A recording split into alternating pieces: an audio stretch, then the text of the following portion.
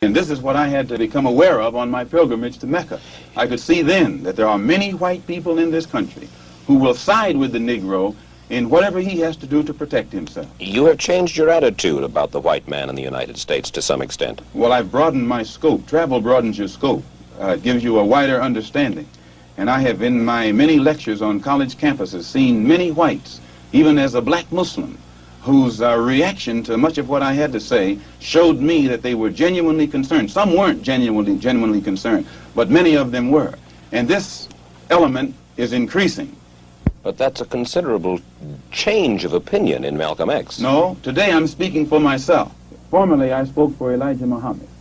And everything I said was, Elijah Muhammad teaches us thus and so. I'm speaking now from what I think, from what I have seen, from what I have analyzed, and the conclusions that I have reached. And the white man is no longer the devil, and he is no longer bound to be evil. The Holy Quran teaches us to judge a man by his conscious behavior, by his intention.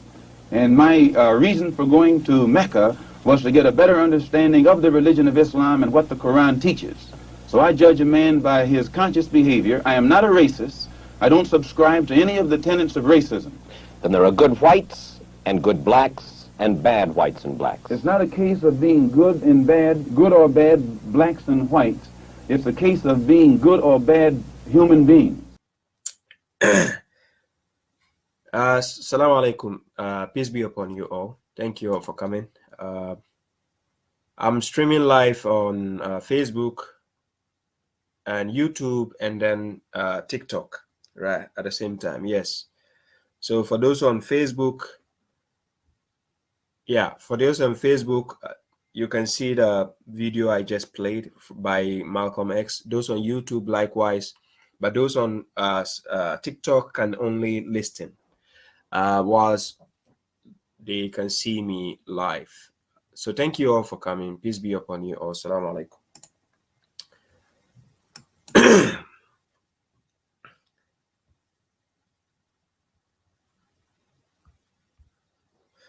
Yeah. I seek refuge with Allah against the accursed devil.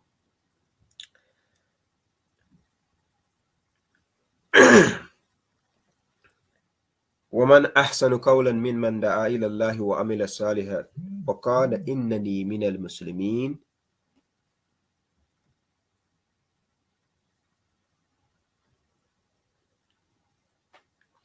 Yeah, and who is better in speech than one who invites to Allah and acts righteous and says, indeed, I am of the what? Muslims. هذه سبيلي أدعو إلى الله على بصيرة أنا ومن اتبعني وسبحان الله وما أنا من المشركين. This is my way, I invite to Allah by perception. I and whoever follows me, and glory be to Allah, for I am not among the mushriks. Right?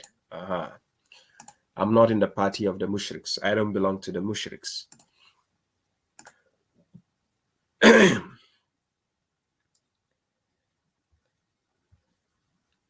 الحق من ربكم فمن شاء فليؤمن ومن شاء فليكفر. The truth is from your Lord, so whoever wills, let him believe, and whoever wills, let him disbelieve.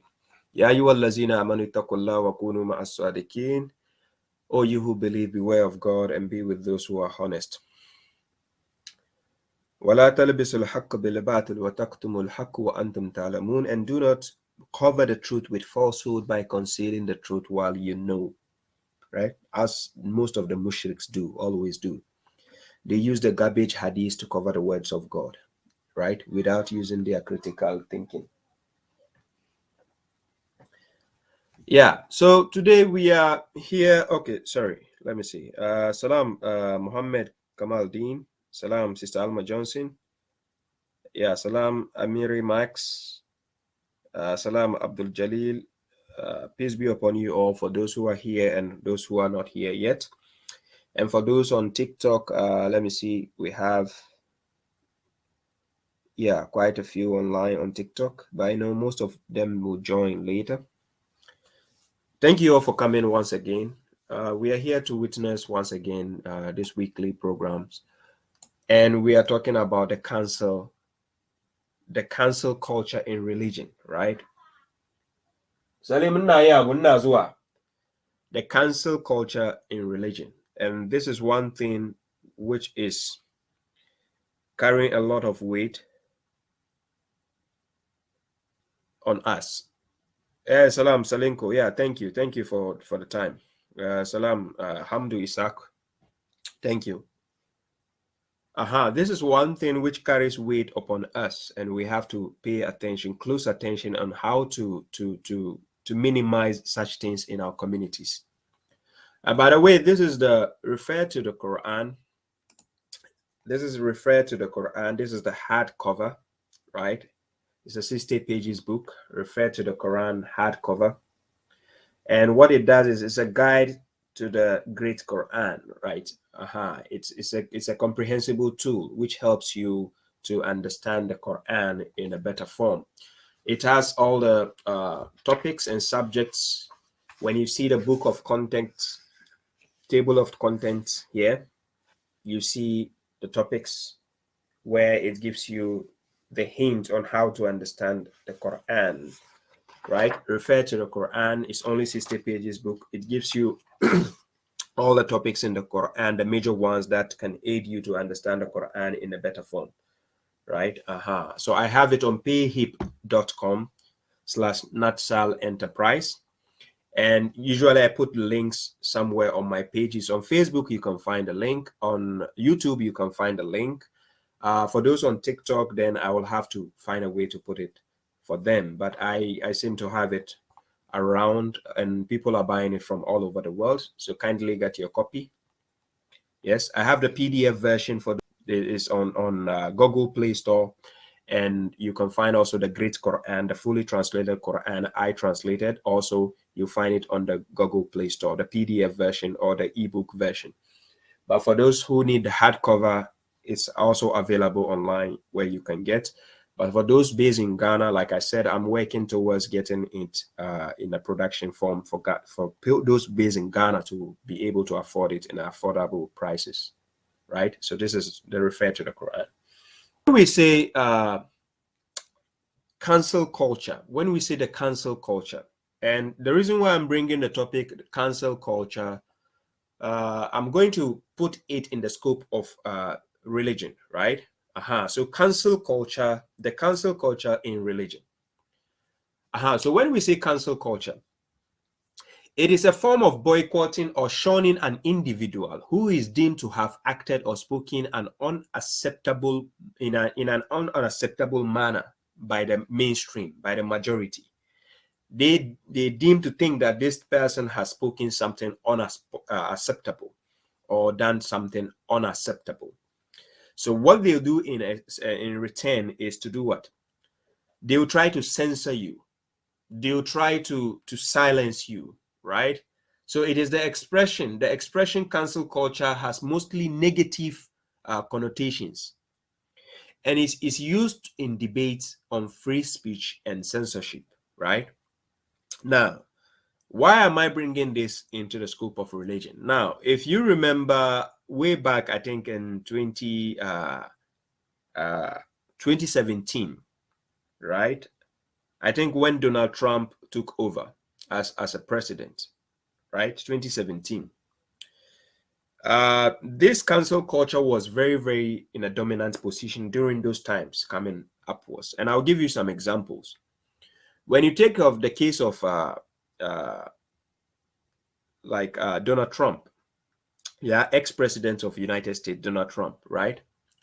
Former US president, he criticized cancel culture in a speech in July 2020, right? In 2020, he criticized the cancel culture thing.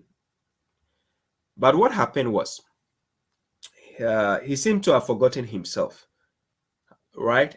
What he did is comparing it to what? Totalitarianism, and saying that it is a political weapon used to punish and shame dissenters by driving them from their jobs. Yeah, driving them from their jobs and demanding submission. Now, this is what Donald Trump did.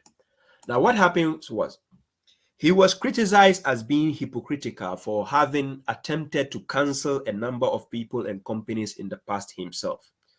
So what he forgot was he himself was using this the mode of cancel culture on people. Whilst he was a president, he didn't give people the chance to express themselves. He can silence you. He can shut down your company. He can shut down your work. He can make sure you are fired, right? As we all know, his TV series where he says you are fired from his company, right? And what happens was in 2020, later on in 2020, after he has failed to become a president now, he is now talking against cancel culture because now it is affecting him. It's just like somebody who slaps you and you have to retaliate.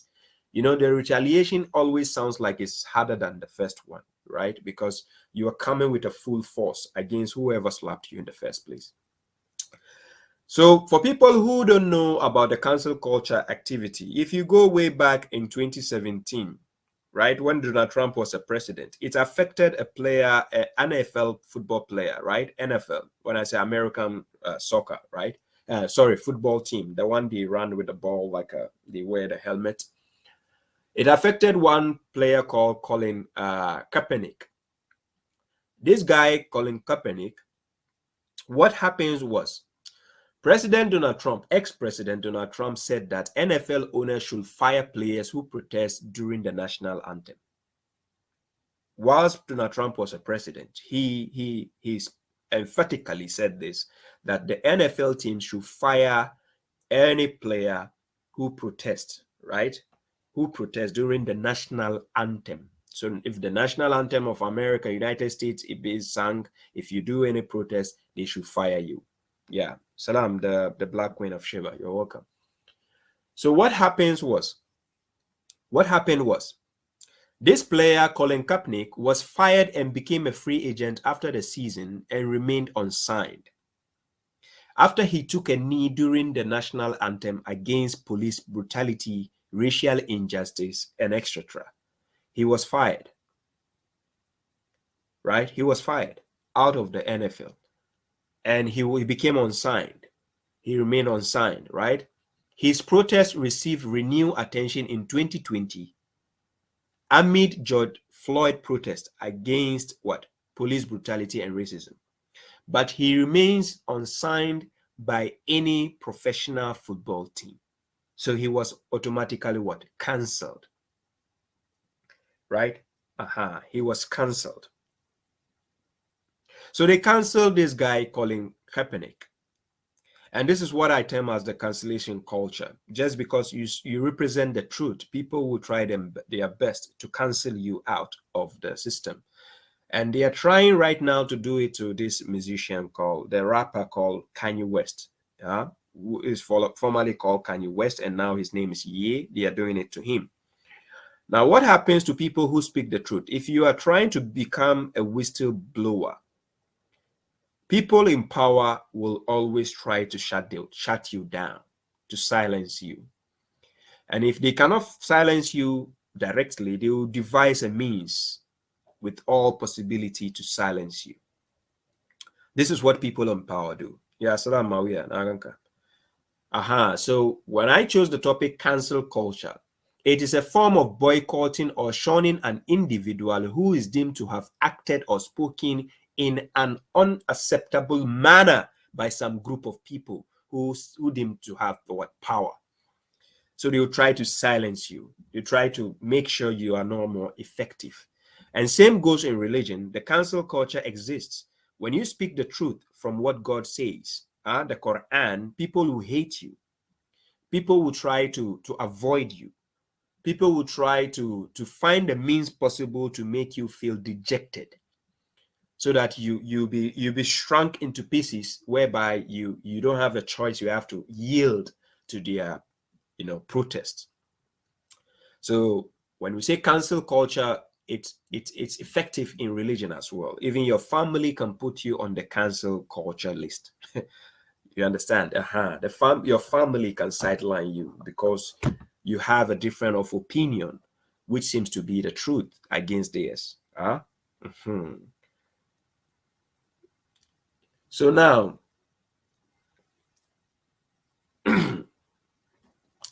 yeah, so like I said, the cancel culture, the form of cancel culture, the expression of cancel culture has mostly negative connotations, and it is used in debates on free speech and censorship, right? So people will try their best to censor you. People will try their best to cancel you, wherever it may be, because they hate a certain thing or act you've been doing, which seems to be the truth, but they will hate it. And like I said, presently they are doing it to this rapper called Kanye West. Even though he has spoken, not everything he says is in line with the truth, but he has spoken a lot of truth in his words. So people will use that against him. Now imagine him being powerful and rich as he is, and they are even trying their best to cancel him. So how much less you and I, who are inferior in terms of wealth? You see the point? You try their best to report your channels, to report your platforms. Kanye West Instagram was blocked, was suspended. His Twitter was suspended. Why? Because they have to silence you from the certain things you say. And then later on, now, luckily enough, Elon Musk took over Twitter, so now he got his account back. But what happens is, when you have the truth to spew out, some group of people who are in power will always try their best to silence you, as we see Pharaoh did to Moses and his people, because Pharaoh had the power, so he wanted to silence the children of Israel. Now, to delve in deeper, when we go to Quran chapter 6 verse 116, let me see, for those on Facebook and YouTube, if I can share the screen for you to join this. Quran chapter 6 verse 116, God says, وَإِن تُطِعْ أَكْثَرَ مَنْ فِي الْأَرْضِ يُضِلُّوكَ عَنْ سَبِيلِ اللَّهِ إِنْ يَتَّبِعُونَ إِلَّا ظَنًّا وَإِنْ هُمْ إِلَّا يَخْرُصُونَ. And if you obey most of those on earth, they will mislead you from the way of God, right? They will mislead you from the way of God. Why? إِنْ يَتَّبِعُونَ إِلَّا ظَنًّا. They only follow what? Assumption. That is what they do. وَإِنْهُمْ إِلَّا يَخْرُصُونَ. While they are only what? Guessing. Now, this is what happens to the majority of the people on earth. In every sector you go, in every department, in every denomination, majority of the people there are only using assumptions to do everything, right? So even if you go to the Christianity, if you go to Islam, if you go to wherever you go, Judaism, go anywhere, your workplace, you will find out that most of your colleagues are using their opinions, their whims and desires, and only guessing certain things, right? If you ask somebody, bro, 1 + 1, is it 2? Yeah, I think so. I think it's 2. Yeah, maybe. If you're not sure, tell me you don't know. Simple. Don't guess. Don't assume things, you know. But in the generation we are, if you are the one telling the truth, you find out that you have more hate. Do you know why? Because your truth is proving majority of the people wrong. So you will be on the cancel culture list. You understand? So Quran chapter 6 verse 100. Yeah, salam, Sister Benish, salam, Kaji Dada, salam, Dexter. Quran chapter 6 verse 116 says, and if you obey most of those on earth, we all know who are on earth, right? Right? Most of those on earth, we all know, right? We can see the human beings, right? Obviously, any intelligent person knows you are not going to obey an animal or trees. You are going to obey the majority of people on earth, right? So God is saying most of those on earth, they will mislead you from the way of God. The reason is they are only following assumption while they are only guessing. And these are the same people who put you on the cancel culture list because they hate the truth you are speaking. So they will try their best. If they have to sideline you from work, they have to sideline you from getting money to eat, they will have to sideline you from every means possible just to silence you. They will do that. And in the generation we are, if you refuse to be silent, people will call you violent. They will say you are an extremist because you refuse to be silent, right? So presently, that is what they are doing to the rapper Kanye West, who is a fashionist, who is a musician, I would say, who does a lot of business, is an entrepreneur. They will try to silence him because he has a lot of things to say and he's refusing to be silent. So they will say he's violent. So now they are trying to push him to apologize. Why will you apologize for something you say and is the truth? For instance, if I call the Sunnis and the Shias and the Tijaniyas mushriks, I will never apologize to you because it is the truth. Because according to you, Islam cannot be practiced without the garbage books you have created. So obviously, you are mushriks. Why should I apologize? Why? I don't get it. I should apologize for telling you the truth. Do you get the point? So there's no logic in this. But because majority like to follow opinions, assumptions, whims, and desires, they want you to apologize to save their feelings. That's all they do. You see, and luckily, well, we are with God. And if we are with God, according to Quran chapter 3, verse 160, if God should support you, none can defeat you. And this is why the mushriks are still yet to defeat me. They are struggling. Unless if I don't side with God anymore, then you are welcome to defeat me, mushriks. Right? Yeah. But if I'm still with God, I'm sorry, mushriks. I'll be stinging you till you keep bleeding in your mushrik sectarian cults. Wallahi.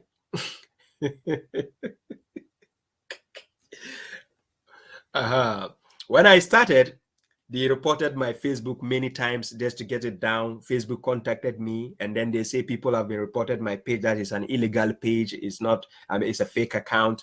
I had to provide my passport to Facebook. I have to prove my identity. They did it to my YouTube. I still have to prove my identity. I got everything back. They did it for me on TikTok, trying to report my videos and other stuff. Still, I got it back.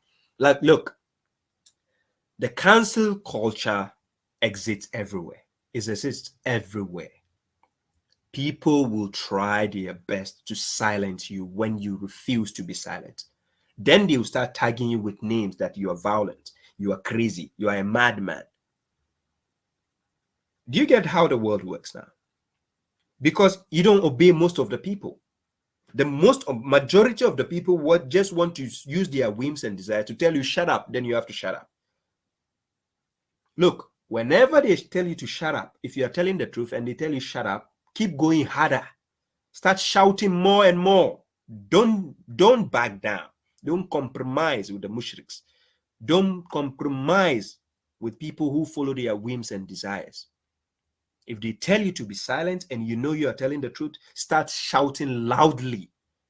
I'm serious, and you see who win at the end of the day. You win. Because now when you try to start shouting, because they cannot already stand the truth, and now you are shouting on top of it, they run away. That's the best. You understand? So for people who know me throughout the years, I never back down to a mushrik. I'll tell you to your face, I'll tell you behind you, I'll tell you in the corners, anywhere. You understand? Unless if you are respectful, I can tell you in a nice way, like, oh, you are a mushrik, like in a nice voice. But it will not still stop me from telling you I'm mushrik. You understand? So I love it when the mushriks watch me and they are bleeding. And guys, let me tell you the honest truth, right? The honest truth is, let me give you an example. Let's say, excuse me, sorry, I apologize for this. It's just an example. Let's say I saw somebody who is ugly, right? Okay, I saw a lady who is ugly. Then I stand far away and shouted and say, excuse me, you are ugly.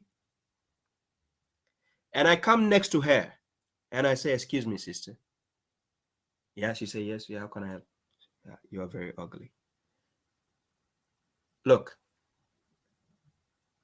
both of what I said still remains the same.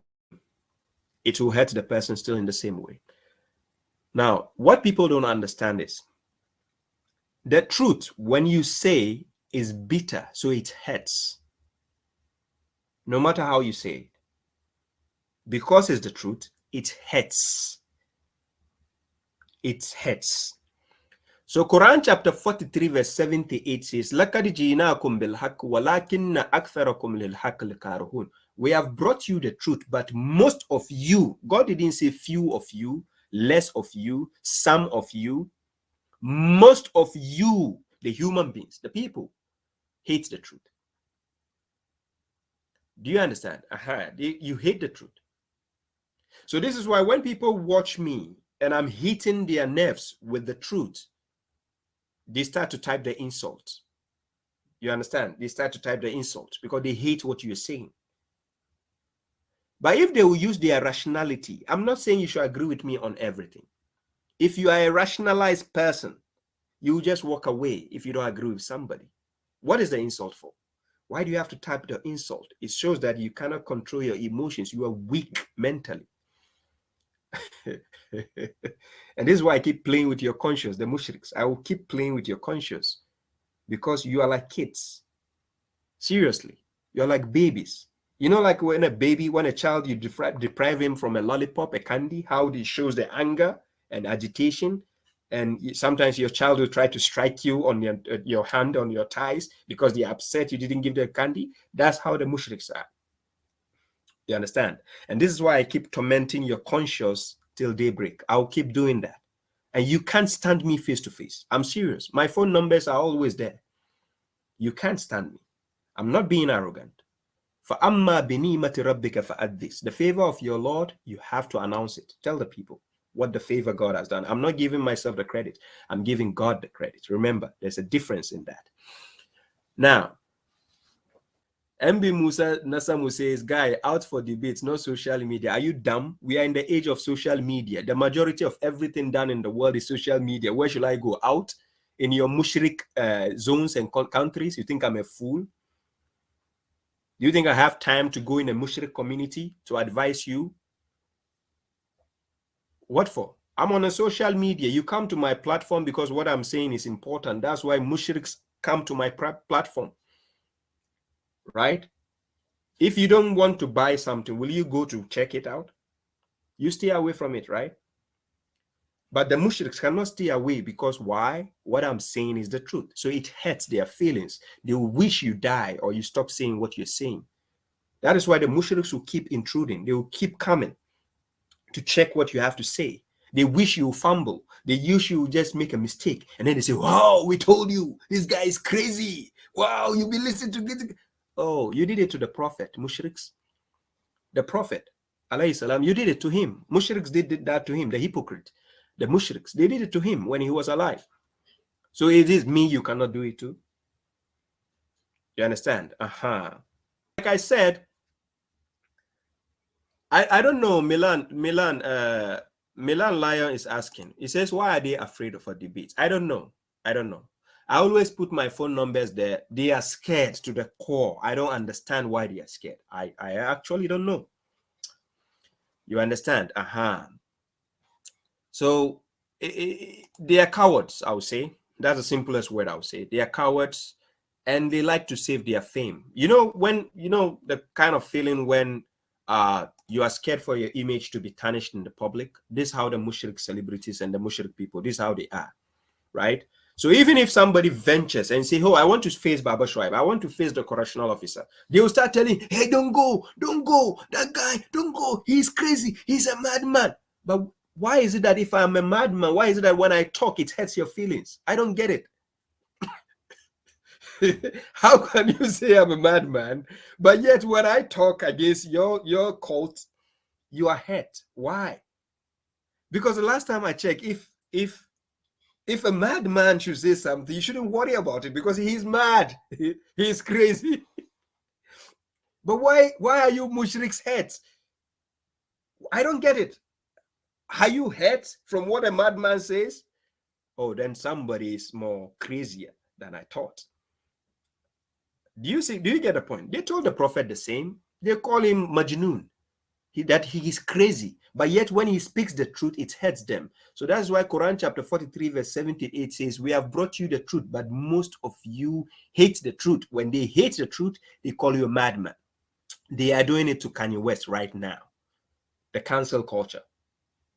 Because I'm not agreeing with everything he says, but most of what he is pinpointing out is the truth.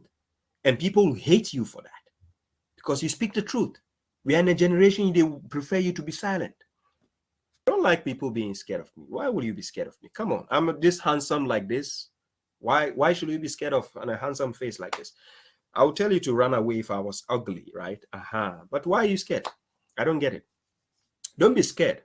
I put my phone number there because I'm not scared of people. If I'm scared, my phone number wouldn't be there. If I'm scared, my face wouldn't be there. Why are you getting emotional? Why are you taking down your feelings deep down inside?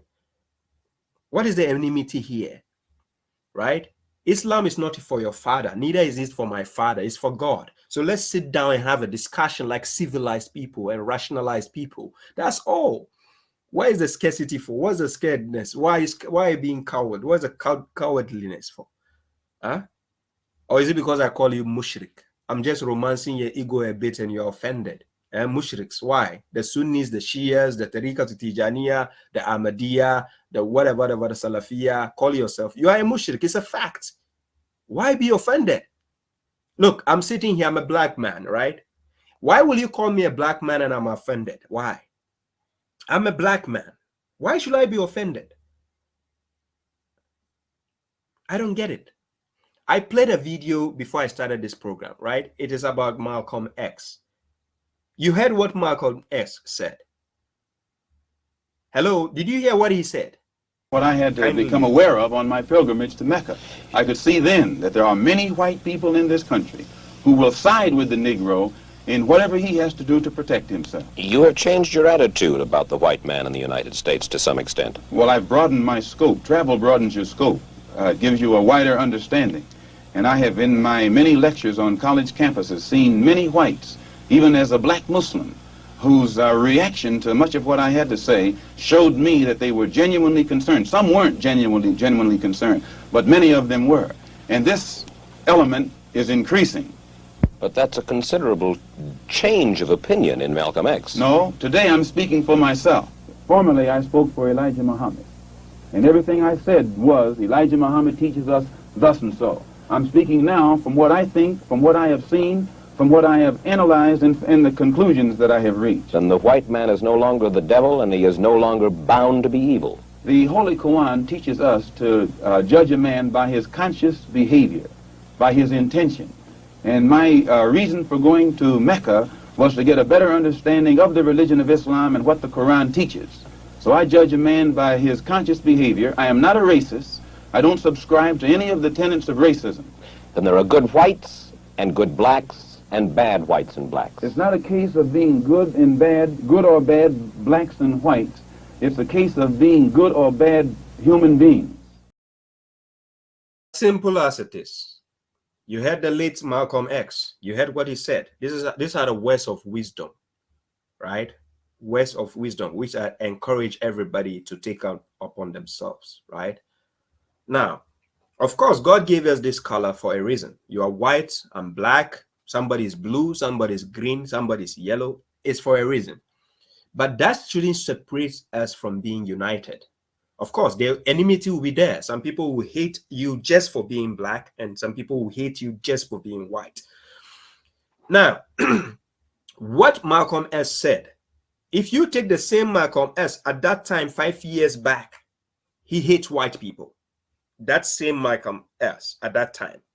Fast forward, when he went for the Hajj and came back, his perception about hating white people changed. He started to give more credence to humanity, because remember, humanity was there before religion came in. Put that in the back of your head. Humanity first existed before the concept of religion came into the picture. Put that at the back of your head. So always put humanity first before putting religion next. When you do that, you become an honorable person that God is talking about. Quran chapter 49 verse 13. He is the one who created us as nations and tribes. And then he said, the most honorable of you is the most pious of you. Inna akramakum indallahi atqakum. Now, when you are a pious person, you always put humanity first. But the fool always will put the indoctrinations they put in his head first. So he would rather hate his brother because you have a different view from his. He will hate you because you say you are a Christian. He will hate you because you said you are a Sunni. He will hate you because you said you follow the Quran alone. You see the fool. Instead of putting humanity first, he rather puts his emotions based on the indoctrinations first. You see the dumbest fool. And this is how the mushriks have been trained to hate people. The wisdom you get from Malcom X, what he said, to summarize it, it's not about being black or white, which determines you are a good or bad person. It is about being a good human being. So when you are a good human being, it doesn't matter who you help. You can help a white man, you can help a black man. You can help a Chinese man, you can help a brown person, yellow person. It doesn't matter. You understand? Aha. Do you see the point? If it has to do about religion, there's no way the Pharaoh at the time of Prophet Joseph, chapter 12, the king at the time of Prophet Joseph, if it has to be about religion, he shouldn't have employed Joseph to be any member of the kingdom. Yeah. You should just tell him, hey, since you are serving God alone, you left our creed, hey, live here. We don't need you. Put humanity first. Faith is just between me and God. It has nothing to do with you. You are a fool to hate me because I have a different view from yours. How dumb can you be? In the same household, the father has a favorite color, the son has a favorite color, the daughter has a favorite color, the mother has a favorite color. So just because they have different favorite colors, they should hate each other? Are you dumb? Are you a fool? Are you nuts? Now the point is, look, be honest with yourself. Quran chapter 9 verse 119, it says, "O you who believe, beware of God and be with those who are honest." Do you know why you have to be with those who are honest? So that if you're crossing your limit, they can alert you and say, hey, dude, you are crossing the limit, please. They can keep you in check. Right? If your friend is doing something bad, you can keep them in check. Tell them. I've seen families in Western world who are scared to tell their daughters and their kids the real truth. And they say, oh, I don't want to hurt her feelings. I don't want to hurt his feelings. What? The God who created you is not scared of hurting your feelings. Yeah. He has to tell you. You are arrogant, he'll tell you. You are a mushrik, he tells you. You are a believer, he tells you. He gives you thumbs up. You are a hypocrite, he tells you. Do you know why? If you serve that God, you have to do the same. You see a fool, tell him he's a fool. Somebody tells the truth, gives him thumbs up. What I want people to learn from this is, look, I can fit in with people wherever I go. I fit in with atheists. I fit in with agnostic people. I fit in with Christians. I fit in with Muslims. I fit in with mushriks. The reason why I'm using the word I fit in, look, always meet people at their level. Meet people at their level, or let them meet you at your level. This is the best way to move along with people. If you have difference of opinion with people, don't stick to that difference. Stick to what you both agree on, and then have a discussion and move on. That's it. Don't stick to the point you don't agree on, because what? It causes the disunity to keep existing. Put that aside. Talk about the differences you agree. Then move on. In life, we can never agree on everything 100%, but that doesn't mean we should be enemies. Let's say I go somewhere and I hear an atheist telling somebody that not to commit murder because murder is bad. Are you saying just because I'm a believer in the Quran and the atheist is saying somebody shouldn't kill somebody, I shouldn't agree with him? I should say, oh, come on, he's a mushrik, he's an atheist, so let him say whatever if I don't agree with him. So that the other person should go out ahead and kill somebody, right? You put humanity first. Yeah, put humanity first. There's a reason why God created us different nations and tribes. It's not to hate each other, so that we can recognize each other. But with the recognition, the most honorable of us is the most pious of us. So piety, if you're dealing with God, God will never go and tell you to go and do things unjustly to people. No. The God you serve, he never tells you go and do that. Any God who will tell you to go and do injustice to people is not the God, the real God. It's the fake God. I'm serious. Right? Somebody is asking me on TikTok. Ladies and gentlemen, I want to put some sense into the person's coconut head. The person says, why do you feel the need to use insulting words? Now, what is the insult? Let's say somebody is a thief. Somebody goes to steal money. And I call the person a thief. Where is the insult? Let's say somebody is associating partners with God. And I call him a mushrik, which means an associator. Where is the insult? Let's say somebody acted foolish. And I call him a fool. Where is the insult? So can you kindly pinpoint one word where I use insult to insult my audience?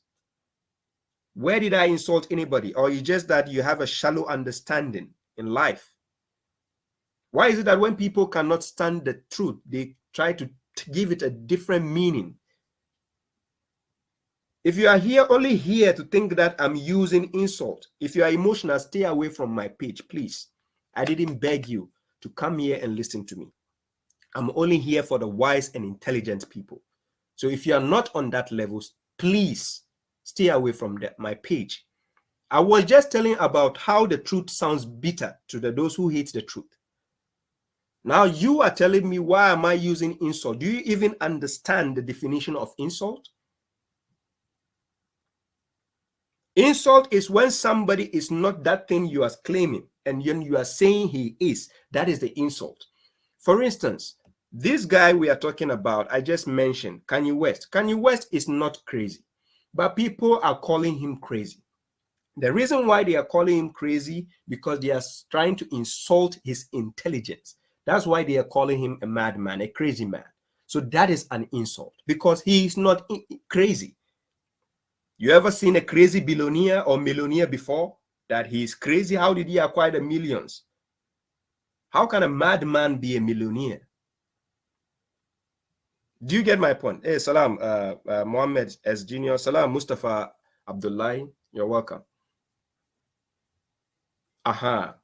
Now, the reason why, Kamal Badesin, the reason why I'm responding to certain comments like this is because of the topic I'm holding. That is the cancel culture in religion. People will try to use the cancel culture to tell you that, oh, just because you said this, I'm not going to rock with you anymore. Like, I was reading an article.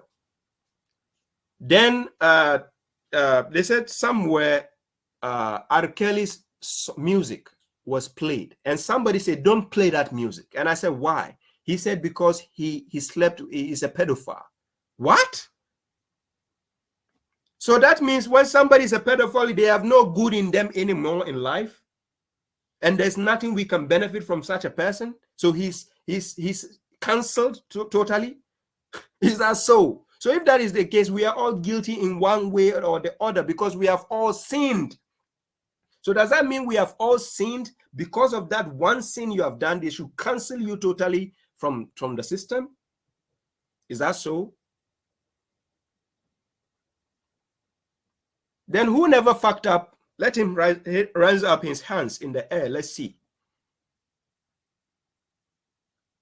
So what is this cancel culture you are trying to form for yourselves?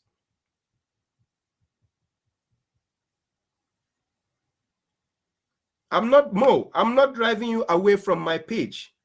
Your statement, your statement is speaking volumes for a lot of people.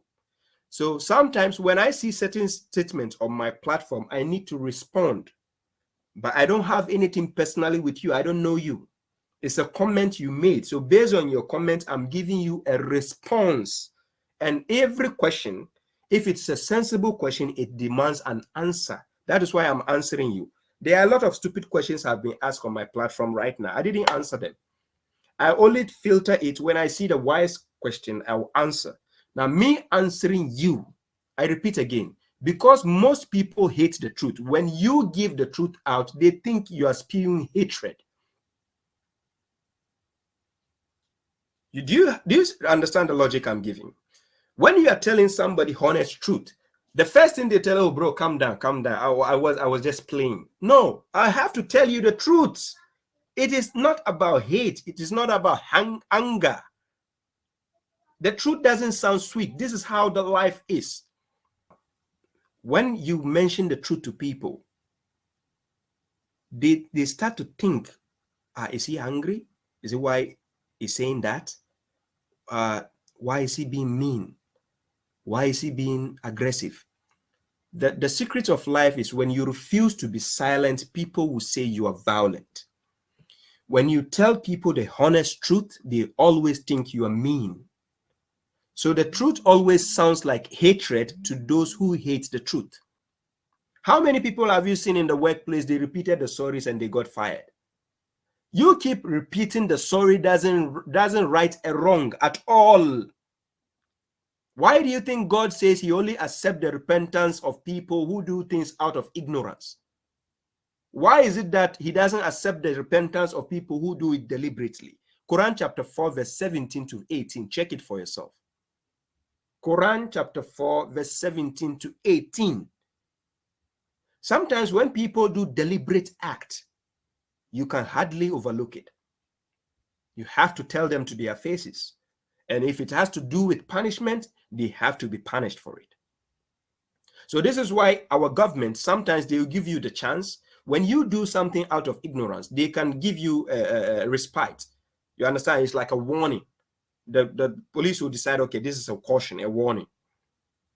But when you repeat it again, they know it's deliberate. So now you have to go behind bars. When you are teaching your kids likewise, right? You have to let your kids understand the difference between your happiness, your sadness, your anger, you understand? And when you are, you are okay, you are being strict and so on and so forth.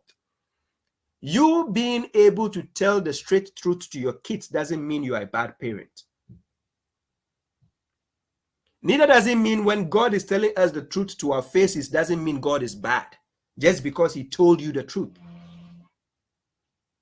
But what is the cancel culture doing today? You speak the truth, they think you are being aggressive. They think you are rather being something else because they can't handle the truth. That is what the cancel culture is doing. Because that is not what the majority has been telling them. So when yours sounds different, oh my God, who is this guy? Who does he think he is? What? Why don't you simply investigate what he's saying? So just because you don't agree with somebody, that doesn't mean he's lying. So are you telling me nothing good can come from that person you don't agree with? Put the thing you don't agree with aside and agree with the sensible things he's telling you. What the hell is wrong with people? Sometimes I'll see certain comments from people. Like one time I put a video. There's a guy who used to dislike my video a lot. Then one day I put an article and he says, yeah, today I agree with you. I was laughing. The reason why I was laughing, the reason why I was laughing is not because I've been lying all this while. No, it's because his level, maybe the level I am at understanding something is not the level he is. So whatever I might be saying back then, instead of not making sense to him, he might think I'm wrong. But what he failed to realize is, me as a human being, you might not agree with me on everything. Doesn't mean you should hate me entirely. If you don't like the way I spew my message out, doesn't mean you should hate me as a whole human being. We have people who can be working for bosses who they don't like. You might not like the boss entirely, but you are working for him. Why are you working? Why are you taking his money if you don't like him entirely? Is that not hypocritical? Do you understand? Aha. Look.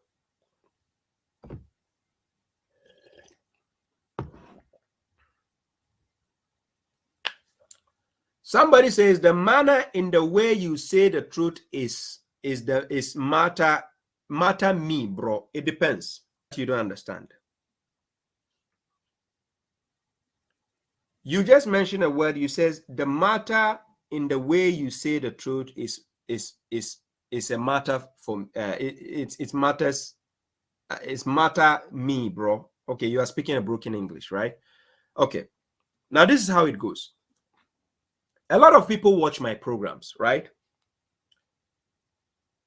We have people in the beginning, they didn't understand my concept of lecture. They were just averse. Later on, when they took their time to listen to me, they started agreeing with me.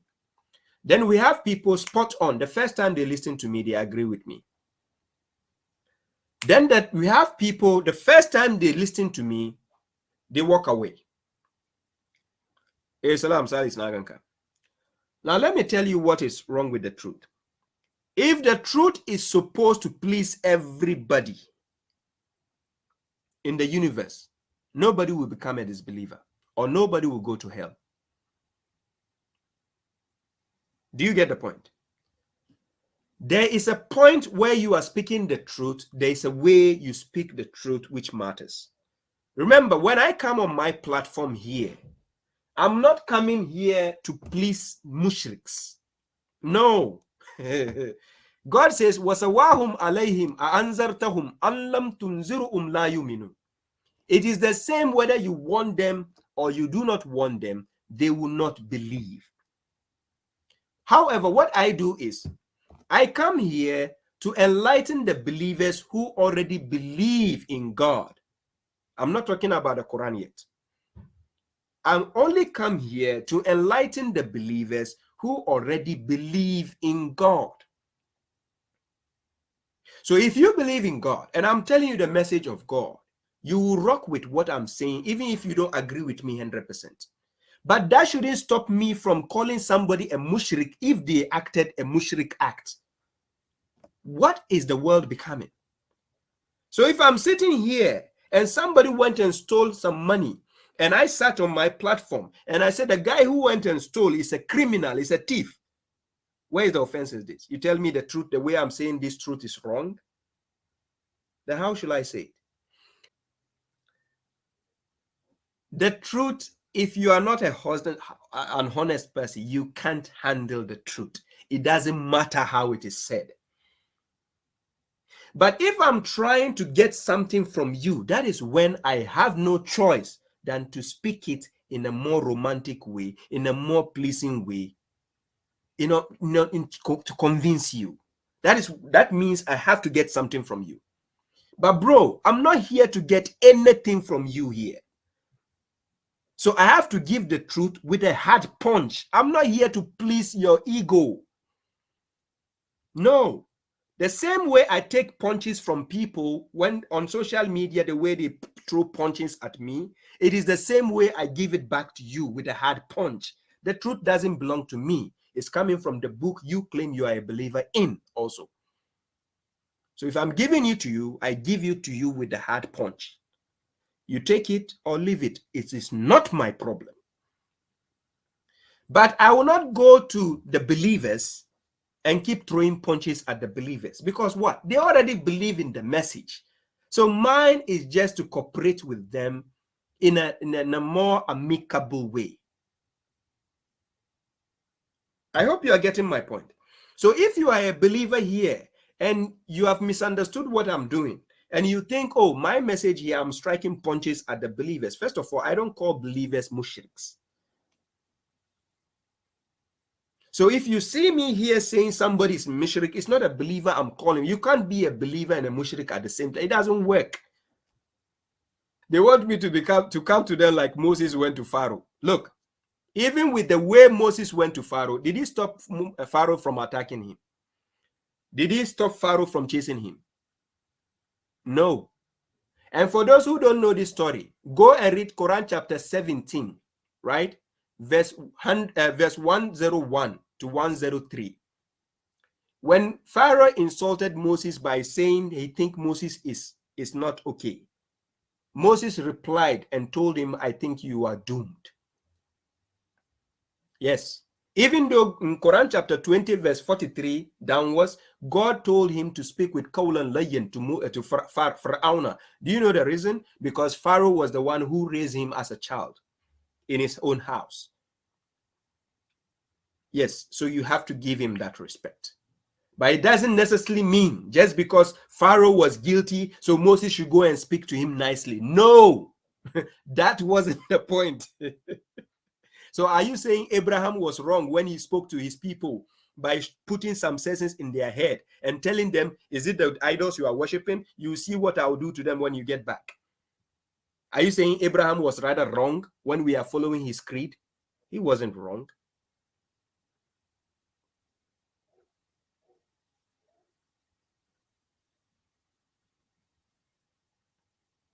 Do you get the point? Aha.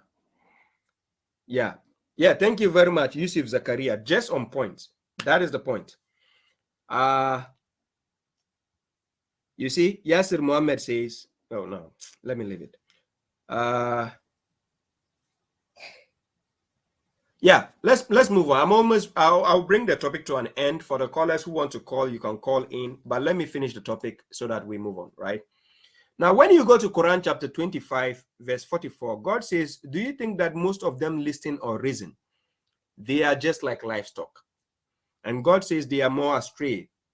They are even more astray. Now, the reason is most of the people you have on earth are only using assumptions and opinions and guessing, right? So if you have the fact and you have to speak with the fact, people who use assumption, they will hate you. The first thing they say, who does it think he is? Or who does she think she is? Does she think she knows more than everybody? This is the cancel culture people. They hate it when somebody has to prove them wrong.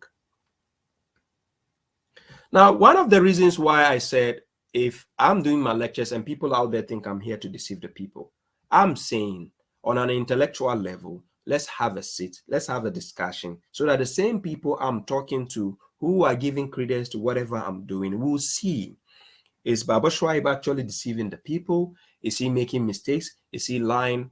As simple as it is. But if you go somewhere, write articles, insult me, say whatever you want, it didn't start from me. Look, a lot of prominent people were insulted, were rebuked, were cancelled, so on and so forth because of the things they've said, right? Now, like I keep saying, when you refuse to be silent, they will say you are violent. What I always advise people to do is the ability to listen and reason without quick judgment is the highest form of intelligence. This is always what I have advised myself and advise everybody, anybody listening. The ability to listen and reason without quick judgment is the highest form of intelligence. So if you can listen to somebody, even if you don't agree with them, even if you don't agree, just listen and reason with what they are saying and see how high you become in intelligence. I'm serious. You might think I do a lot of talking here. I listen to people. Even if I don't agree with them, I listen.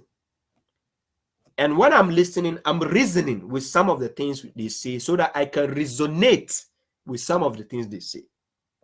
If I don't agree with that thing, I put that aside. But it doesn't mean I hate that person. No. I'm serious.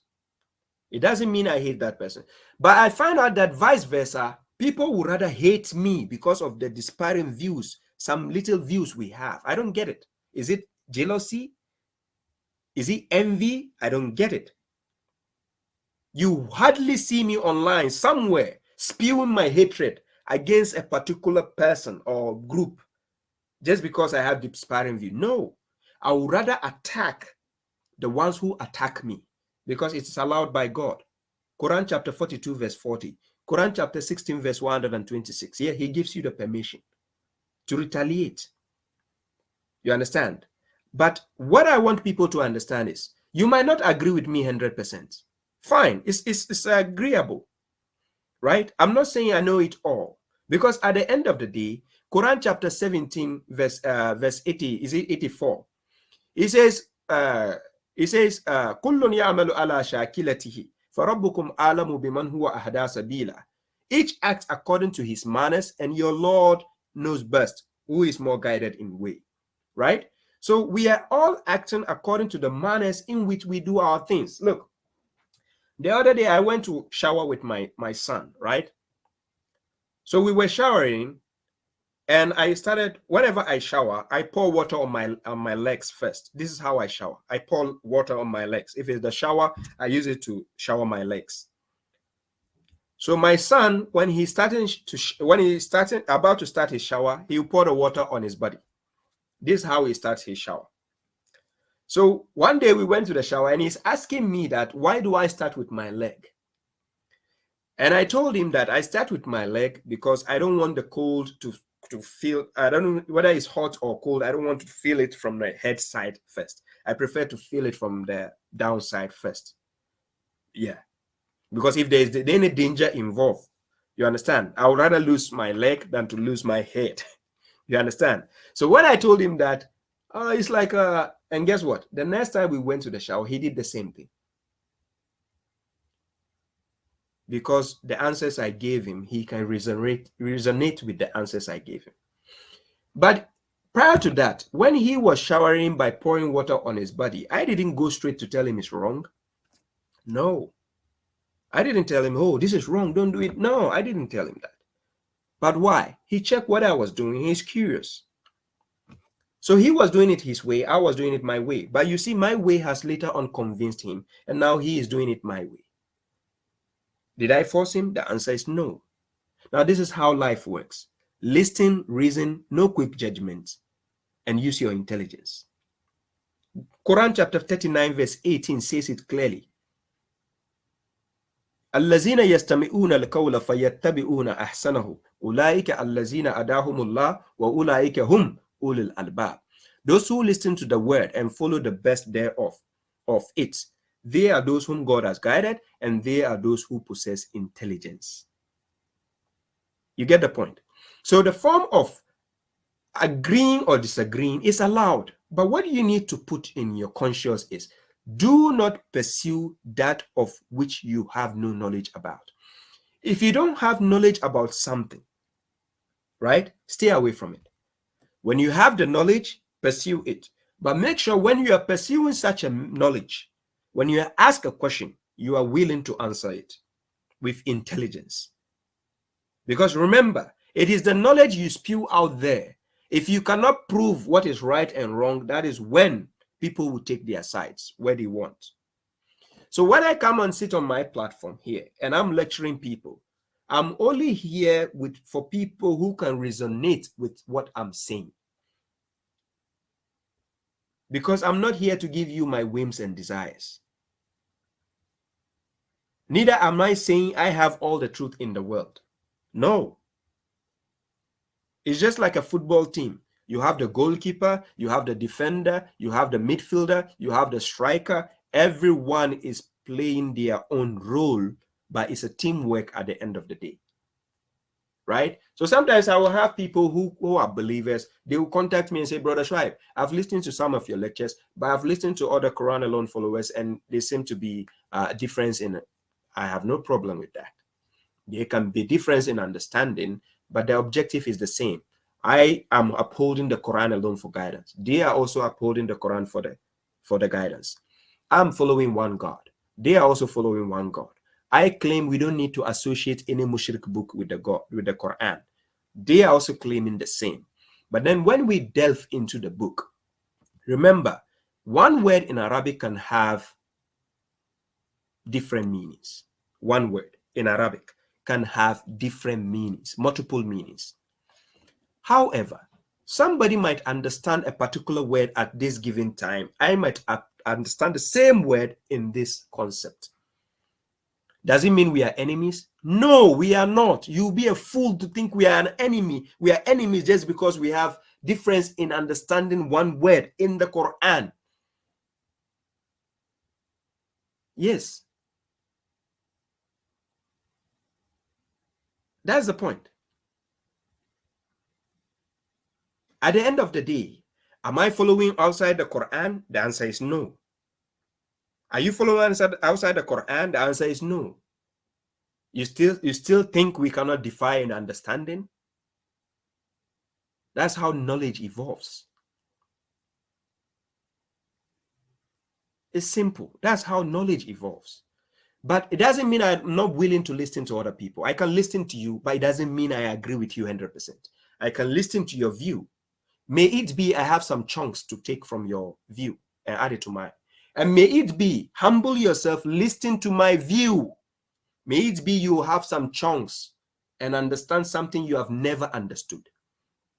When I sit here and make my lecture, don't think I'm not listening to people out there, or I don't watch scholars out there, or I don't watch other believers like me. I do. You think I don't listen? I listen. But I hate it when you approach me like I don't do all these things. That's what I hate.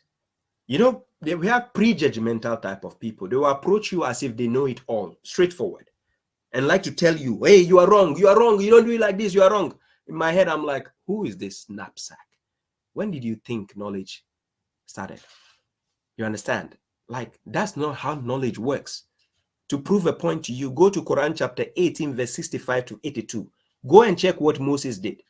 The mistake most people do, trying to prove to somebody that you know better than them. Moses was telling his teacher, no, this is wrong. Why will you puncture a hole in the ship? No, you want to drown the people. No, it's wrong. What?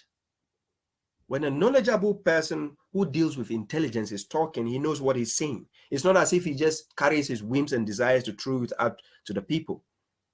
Why do you think the mushriks are scared to face me? Most of them, they do tell their people, the guy is smart, he's intelligent, he knows what he's saying, he can prove it, he is this. Oh, but he doesn't believe in hadith. Oh, no, I don't agree with him. Fine, you don't agree, fine. We are not enemies. I'm saying, don't say I'm not a Muslim just because I don't believe in the same way you believe. This is the logic here. At the end of the day, I'm working towards my God. You are working towards your God. Let's go to the final battle and see who is wrong and who is right. Simple. What is the hatred for?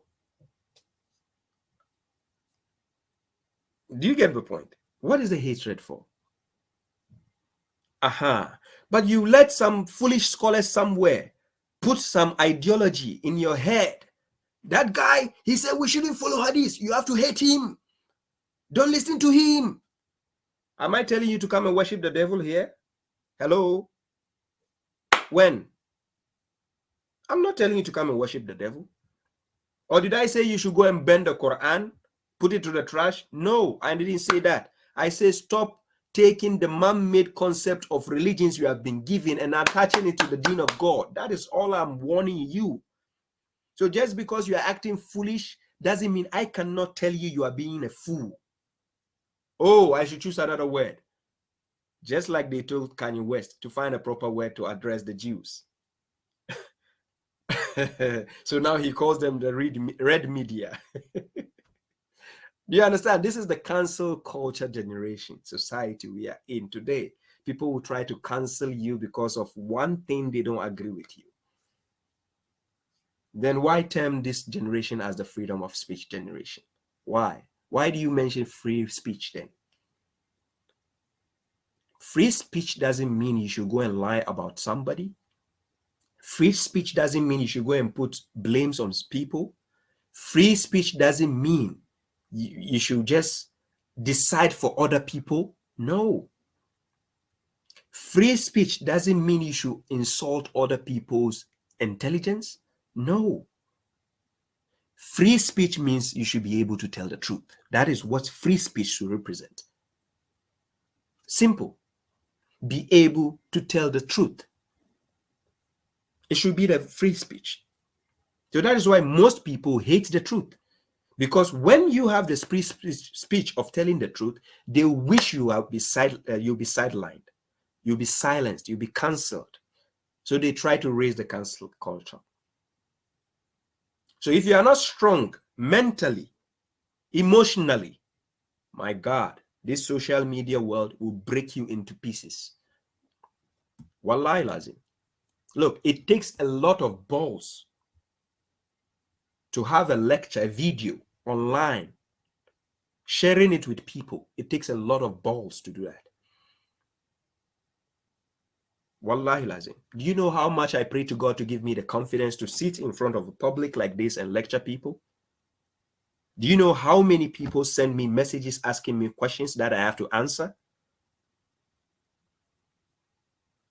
Do you know how I deal with people's naivety, stupidity, wisdom, knowledge, and other stuff that they face with me, to me? Do you know how much patience I have to master? And sometimes I use my kids to practice my patience. Do you know how much I have to go through? Do you know how much I have to deal with the lies and deceit mushriks are trying to put on my name and tarnish my image? Just because of the Quran. Just because of the Quran. I speak from the Quran and I say, this is what God says, and what you are saying is not there. If it is there, come and prove it. They are running away. But then they are tagging me as the enemy of God. You see, it takes a lot of balls to do that. Colin Kaepernick, as I started, I mentioned Colin Kaepernick, right? Colin Kaepernick. He just took a knee during the national anthem. He was fired from the NFL. Till today, his life has never been the same again. That's the cancel culture. Yeah. Do you think if I was actually listening to the insults the mushriks have been doing, hurling against me, do you think I will still be in my 4 years running on social media? This is my 4th year and getting to the 5th year of me doing live programs. Do you know how much insults I've been getting?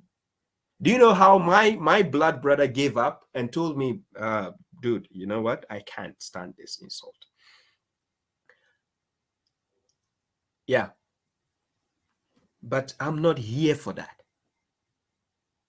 Donald Trump was insulted. Kanye West is being insulted. Whoever you might call is being insulted as well. But should he pay attention to the insult? The answer is no. Don't pay attention to things which will not benefit your life. Negativity, cut it out. Positivity, take it into your life. Like, I will accept criticisms if people will contact me direct, have a speech with me, have a discussion with me, and tell me their honest opinion. I will take it. I will listen to it and filter it, take the good from it, and put it to myself. What I will not tolerate is tag me somewhere, insult me, tarnish my image, and want me to come and answer. No, I will not tolerate that. I will not even give it an ear, listening ear, because it's a waste of time. Why give attention to negativity? Why pay attention to negativity? Vice versa. When I'm speaking from the Quran and I call a Sunni a mushrik, why do they are so adamant to hear my words and what I have to say? Why? Why do you think they want to listen? They want to listen because they can feel the truth you are saying and it hurts. And they are confirming the words of God. We have brought you the truth, but most of you hate the truth. Quran chapter 43, verse 78. So people will hate the truth because you are hitting their nerves.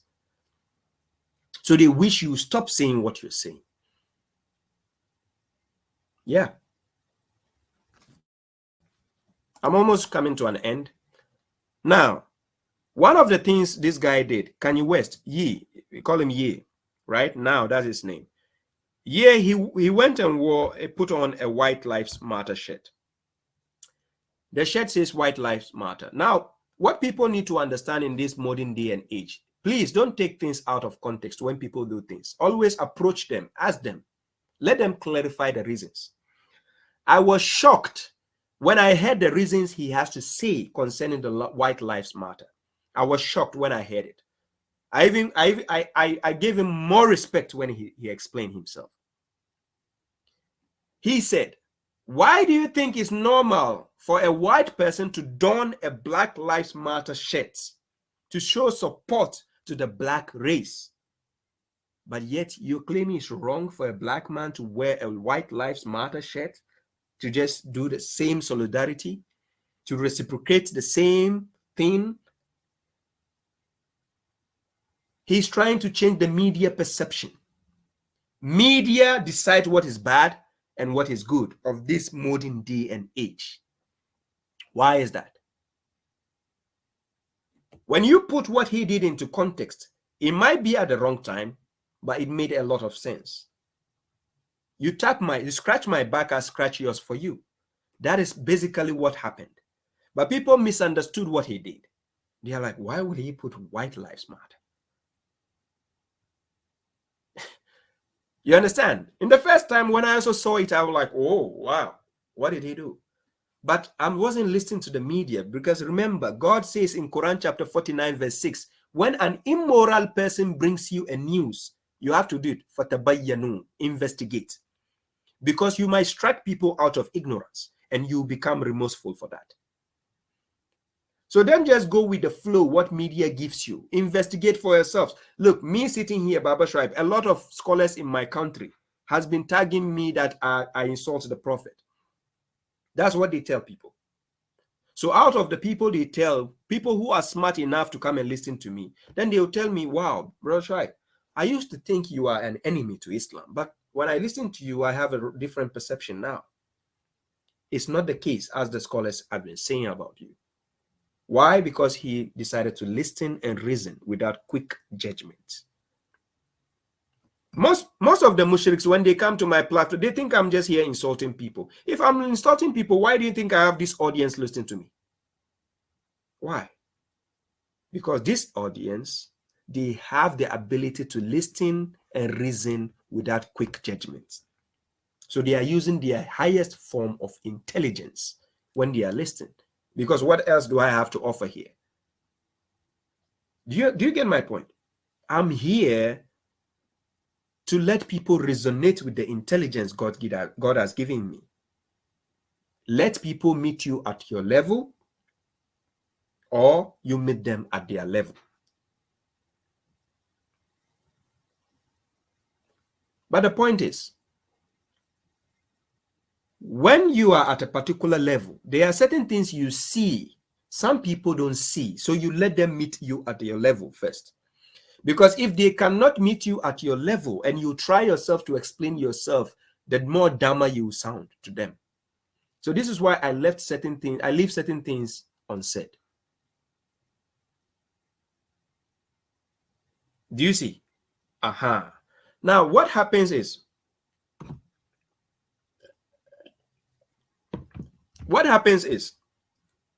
now I just made a statement about this guy, Kanye West.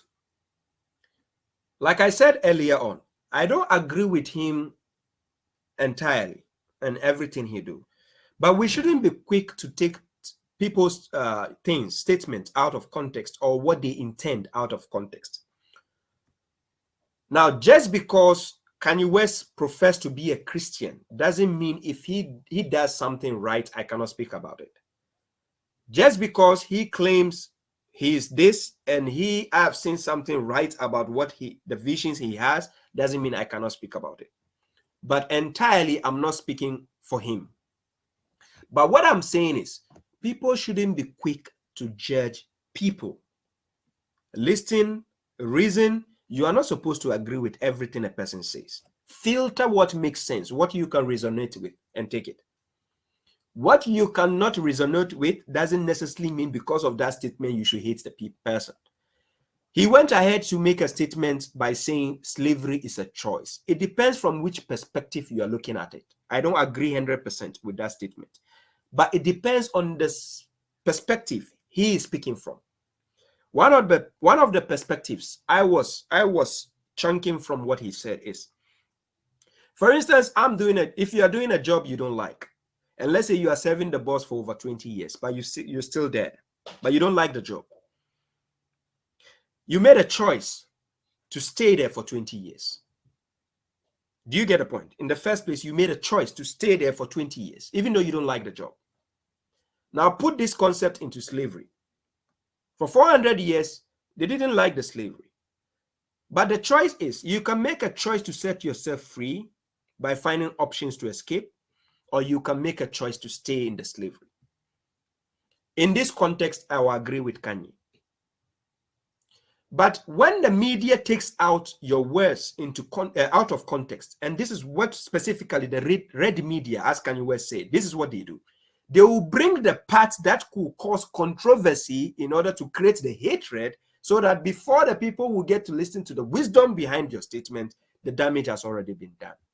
And that is the same thing the mushrik scholars are doing to me. Salam, Liman Imrana. They try to take my words out of context. And I saw one time a scholar telling people that I even have an audience who are insulting the Prophet. Yes. They say when I make lectures, I insult Prophet Muhammad. This is what they say. They say I'm the enemy of Islam. Do you see what happens? Now, what I'm trying to let people understand, we are in the age of cancel culture. Be careful how you cancel people. You don't agree with certain things people say doesn't mean you should hate them entirely. The God who created heavens and earth, not everybody agrees with him. Yes, entirely. No, not everyone agrees with God. Some people will say, okay, if there's God, why did he decide to do this? Why did he take my son son away? Why did you do this? Why did he make this family rich and we are poor? People will not agree. Look, if you have the best explanation for them, it will still not make sense because they have decided otherwise. Can you convince them? No.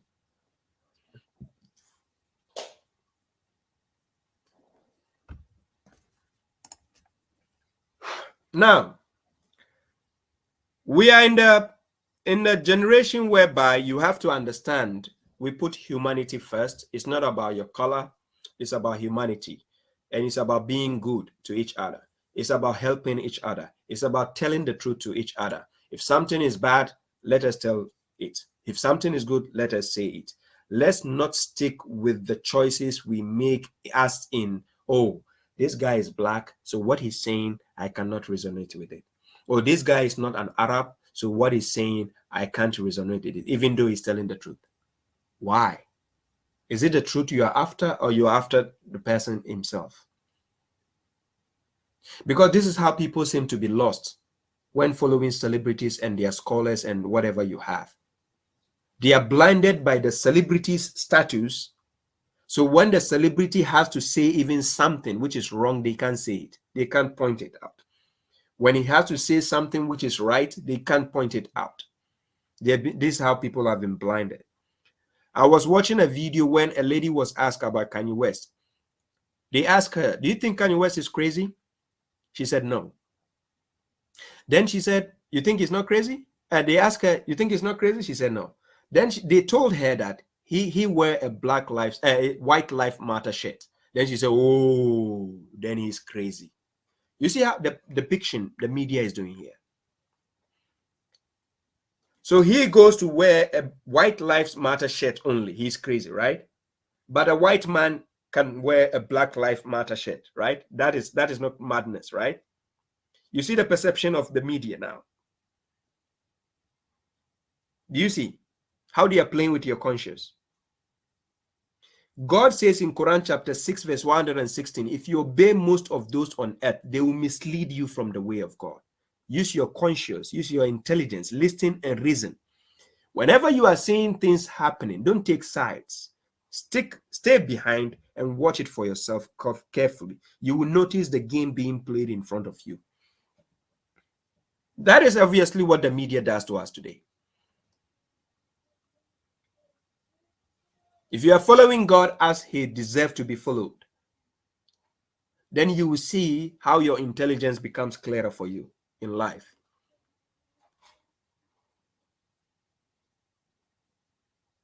I remember when Donald Trump was president of the United States, I was having discussion with somebody.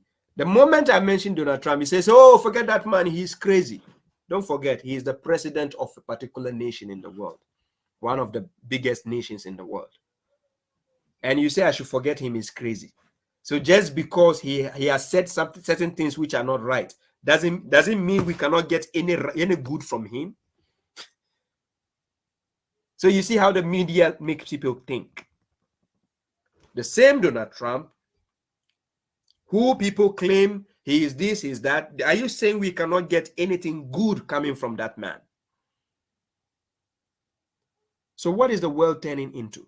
So just because you don't agree with babashuaib Doesn't mean you cannot get any good from me. I have nothing to offer. I can't speak anything that you can resonate with. Right? Is that so? So that's the cancel culture, especially in religion. You speak about religion. Oh, he's not an Arab. Oh, they say, look at the way he's even pronouncing the word in Arabic. Ah, come on, I'm not listening to this guy. So because of the way I pronounce the word, then it means we shouldn't be listening to British people, because the English they are writing, for instance, they write water. What? Water. When you write it down, it is water.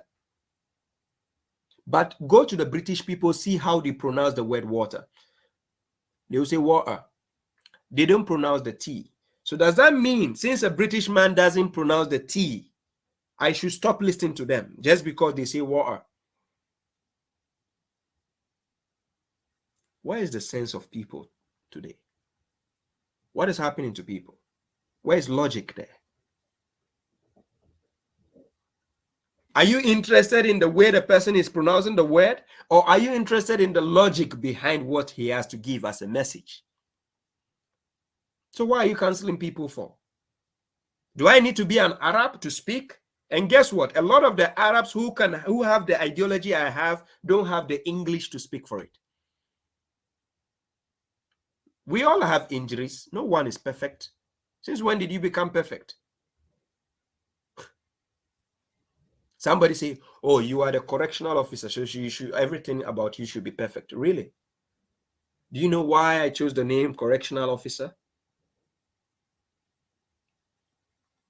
I only chose it for the lies people speak in the religion. That's all I chose it. And to make sure people will get to know the truth. So if you say the correctional officer is lying, come, let's sit down. That is why I chose the name correctional officer. Simple. I didn't choose the name so that I tell you, oh, I know this grammatical instance, this word is pronounced like he, ha, who. I laugh a lot when I see people who tell me, oh, brother, here you were supposed to say he and you say who. What? Do you think I'm here to show you the eloquence of how to pronounce words? Tell me one human being on earth who spoke without error in his statement before. There is difference between making a slip of a tongue or mistakes, and there's a difference between deliberately lying. If you are deliberately lying, you should be called to check. You have to be told the truth. That is a different thing altogether from making a slip of a tongue or a mistake. Look, where I come from in Ghana, yeah, Salam MD Bauer. Where I come from in Ghana, we have a particular tribe, right? Who maybe when they are talking to you, when they want to say, for instance, the English word man, they will say mine. They want to say one, they will say wine. They want to say marry, they will say mali. They want to say brother, they will say bladder. We understand them perfectly. So just because they don't pronounce it the right way doesn't mean I cannot resonate with the logic they are trying to speak to me. And same goes with the word water. When I mentioned, the British people will say water. Do you think they didn't see the T there? You'll be a fool to claim you want to correct such people. If you want to dialogue with me and you claim I didn't mention something properly, come, let's sit down and see who is a foolish person in the logic. Especially the mushriks. I'm talking to the mushriks now. You claim I don't know how to recite the tajweed, or is it tajbush? Because the last time I checked, mostly the ones who spoke weed, they are the ones saying tajweed. You should rather call it tajbush, because nowhere did God ever talk about this rubbish you people formulate for yourself. They will say that tajweed, you have to have tajweed to recite the Quran, to read the Quran. Akhi, what do I need that for? It's a message. You're talking to people, person. Quran is a message for mankind. What do I need the singing for? So I'll go to the people and I'm going to tell people the message, and you want me to sing? Pronounce the right words for what? What is the essence of singing a song beautifully and you don't understand what the song is saying? You are the dumbest fool ever on earth to think that way. You enjoy the song nicely and you have no idea what the message in the song is, then what are you? It's about understanding the message. It has nothing to do with how you sing it. Prophet Muhammad never came on earth to teach anybody tajweed. I dare any mushrik listen to me. Come and prove to me where Prophet taught people how to tajweed or to teach people Arabic grammar and say, hey, you have to pronounce this with who or her. If you don't pronounce who, it's wrong. What?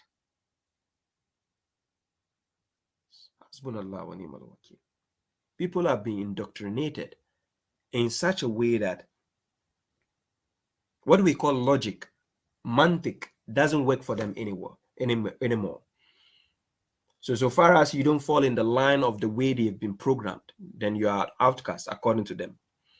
Salam Musaddiq Jibril. Ladies and gentlemen, the topic for the cancel culture in religion, this is where I have to bring it to an end. I have to go. Yes. Quran chapter 7 verse 199 says, Wa'arid anil jahilin. You should turn away from the ignorant ones. Yes. And I do that a lot. Somebody says, please, brother, in Quran chapter 2 verse 102. In Quran chapter 2 verse 102, it seems to talk about two different types of knowledge. Sorcery taught by the devil and different type of knowledge taught by the two angels. I'm right or wrong? Also, please, what is the difference between sorcery and knowledge taught by the angels? Thanks. Let me answer that question, right? Quran chapter 2 verse 102. Now, most people misunderstand what is going on. The logic behind that verse is just like God creating, listen, it's just like God creating pig. And then it tells you don't eat pork meat. First of all, who created the pig? God. Who asked you not to eat pork meat? The same God. Now let's go back to the logic in Quran chapter 2 verse 102. Now in that chapter, what God wants you to understand is everything evil and good, it is God who has to teach you that. He has to show you the evil and good. That is the purpose of the Quran. Quran is to teach you both evil and good. The same Quran told you don't follow the footsteps of the devil. Quran chapter 2 verse what? 208. Now, in order for you not to follow the footsteps of the devil, God pinpointed it. He pinpointed them for you in the Quran. He has to show you what the footsteps of the devil is like or are, so that you will know how to caution yourself from it. Same goes with the notion of Quran chapter 2 verse 102. God says, and they followed what the devils had recited during the reign of Suleiman. And Suleiman did not disbelieve. He was not a kafir. But the devils who disbelieved, who were kafirs, they taught the people sorcery. Now listen to the verse carefully. Quran chapter 2 verse 102. The devils who were kafirs, they taught the people sorcery. Then it says, and what was revealed to the two angels at what? Babel. Now, you see God mentioned the sorcery here, and then now he mentioned what was what? Revealed to the two angels. So the sorcery was mentioned as a definite article. It says as sihira. That is separate from what the two angels were taught. That is Harut and Marut. And the two angels, what they taught is different from the sorcery. Listen carefully. What the two angels taught the people is different from the sorcery. It is the devils who taught the people the sorcery. I hope you are with me. You can differentiate this point. Quran chapter 2 verse 102. So the devils who disbelieve were the ones who taught the people sihir, the sihira, that is the sorcery. As well as what was revealed to the two angels. What the two angels brought down wasn't sorcery. Now what you need to understand is, let's check the context.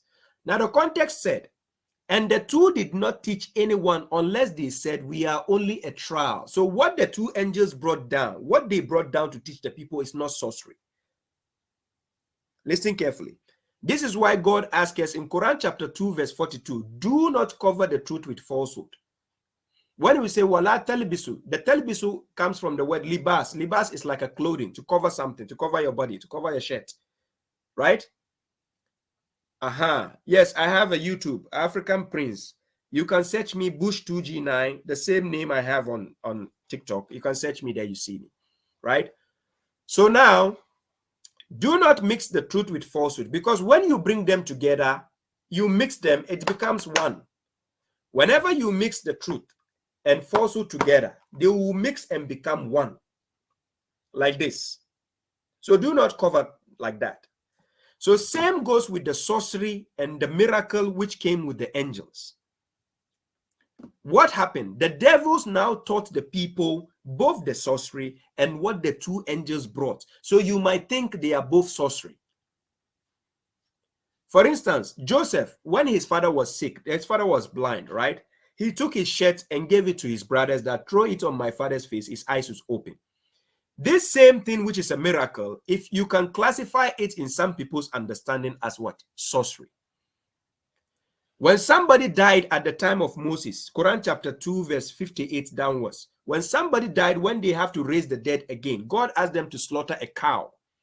After slaughtering the cow, they said they should use part of the cow to strike the dead body. The dead body will wake up and then they will have the answers to what happened. In some people's understanding, this can be classified as sorcery. When God gave Moses the stick and told him to drop it down, it will become a snake. In some people's understanding, this is also sorcery. When God asked Moses to put his hand in the clothes and bring it out, it will become white. Some people will classify that as sorcery. However, anything coming from God directly is not sorcery. It is classified as an ayah, a sign, a wonder, a miracle.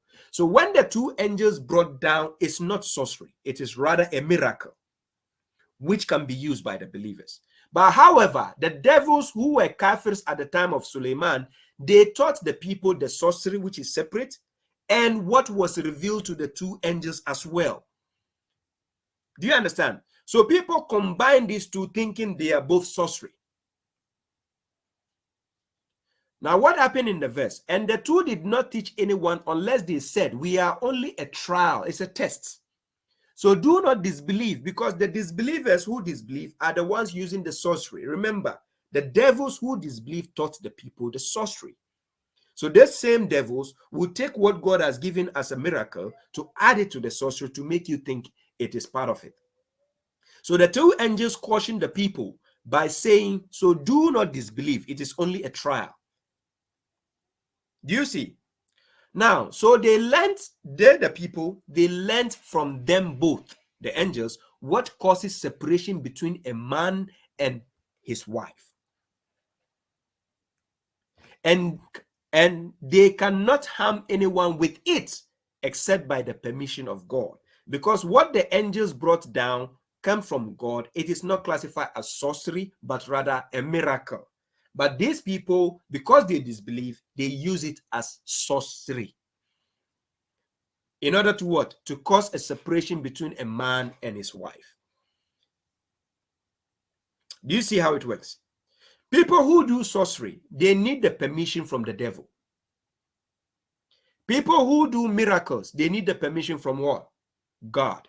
You see the difference? What the angels brought down wasn't sorcery. What the devils were teaching the people was the sorcery. Now, people who learned all these other things from the angels started mixing both to do evil with it. So that is why the angel says, it is only a trial, so do not disbelieve. So the end of the verse now is saying, and they learned what harms them and does not benefit them. And they certainly know that whoever buys it will have no positive quality in the hereafter. For those who sell their souls to get sorcery, no positive quality for you on the day of judgment. And wretched is what they trade their souls for, if only they knew, right? So this is the answer to that verse, the question being asked earlier.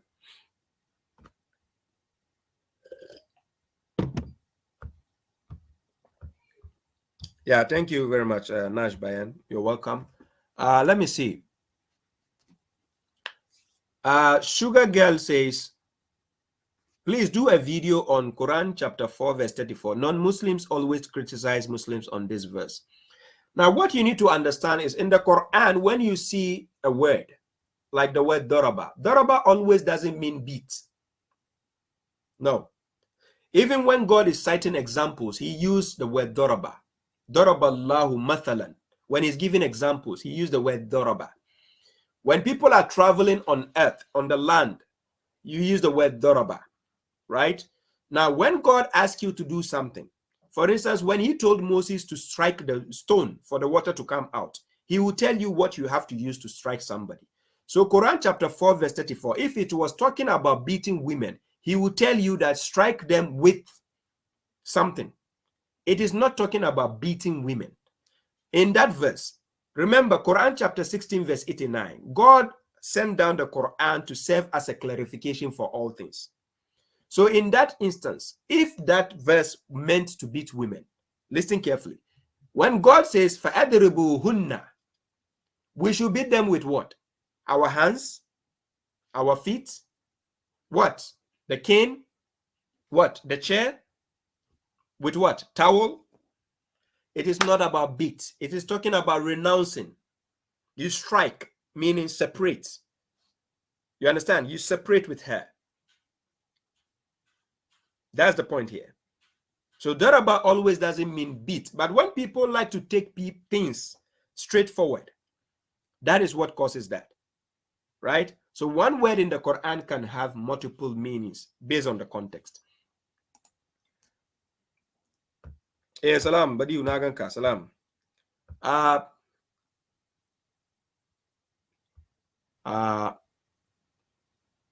Mpaba Dukare says, this is your official. Yeah, it is my official YouTube channel. Yes, the correctional officer. Yeah.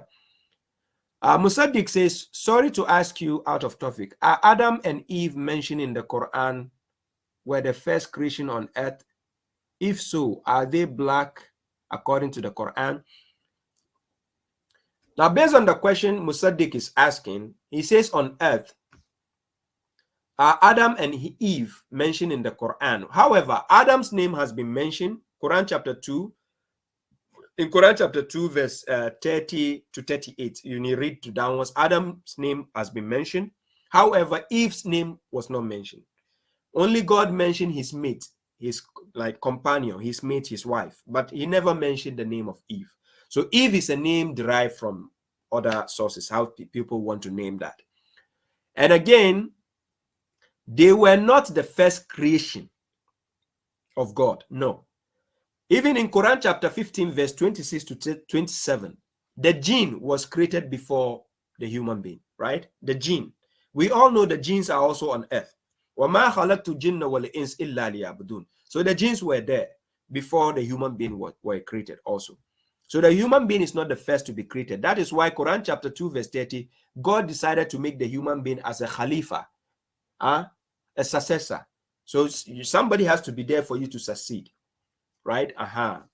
So the human beings are not the first on earth. And also he says, are they black according to the Quran? Well, the Quran doesn't mention color directly. It says Sauda or Aswad. It doesn't say black. It's the choice of words used. That is what people try to derive, like the potter's clay, the pottery clay. And this is debatable, right? That is where the concept came, where people try to use and say Adam was black and is what. And we have certain things when God hasn't said it explicitly to you, room for assumption doesn't help. You understand?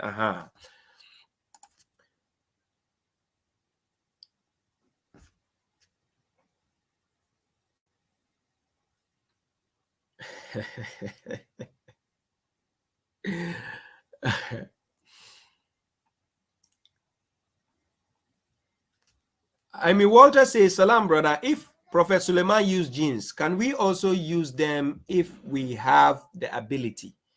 Well, the issue of jinns is just like using a Wi-Fi. If I have a phone which doesn't have a Wi-Fi capability, I can't use Wi-Fi. I will use Wi-Fi if my phone has the capability of using Wi-Fi. So this is the same scenario with genes, right? Nowhere did God says if you have any, mutual contract deal with the gene is haram. God never said that. If it is haram, Suleiman shouldn't have done it. It's just like me, if I should own a company and I employ a Christian or an atheist to work for me, just because the person is an atheist or something doesn't mean they cannot work for me. You understand? So similarly, the genes working for Suleiman, most of them were disbelievers. They were kafirs, but they were working for him. So the wisdom in this tells you that even if somebody is a kafir, so far as it has to do with the worldly life, the working issue, it doesn't affect you at all. You can take workers to work for you. It doesn't matter whether they are Muslims, kafirs, mushriks. It doesn't matter, right? But the wisdom in that is you don't go to seek refuge with the jinn. Quran chapter 72 verse 6. What they will do is they will increase you in burden. Yes, because they have an objective. They already hate you as a human being. Since day one, they took them out of their position to put the human being as a successor from their position. So they will not like it. And that is why Iblis refused to bow down for the human being. You understand? Because he was there before you came. And then they demoted him and took you in position. You want him to like you? Do you get the point? This is what I had to become aware of on my pilgrimage to Mecca. I could see then that there are many white people in this country who will side with the Negro in whatever he has to do to protect himself. You have changed your attitude about the white man in the United States to some extent. Well, I've broadened my scope. Travel broadens your scope. It gives you a wider understanding.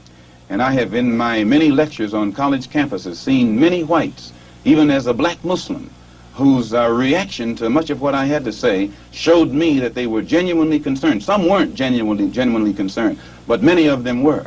And this element is increasing. But that's a considerable change of opinion in Malcom X. No, today I'm speaking for myself. Formerly I spoke for Elijah Muhammad. And everything I said was, Elijah Muhammad teaches us thus and so. I'm speaking now from what I think, from what I have seen, from what I have analyzed and the conclusions that I have reached. Then the white man is no longer the devil and he is no longer bound to be evil. The Holy Koran teaches us to judge a man by his conscious behavior, by his intention. And my reason for going to Mecca was to get a better understanding of the religion of Islam and what the Quran teaches. So I judge a man by his conscious behavior. I am not a racist. I don't subscribe to any of the tenets of racism. Then there are good whites and good blacks and bad whites and blacks. It's not a case of being good and bad, good or bad blacks and whites. It's a case of being good or bad human beings.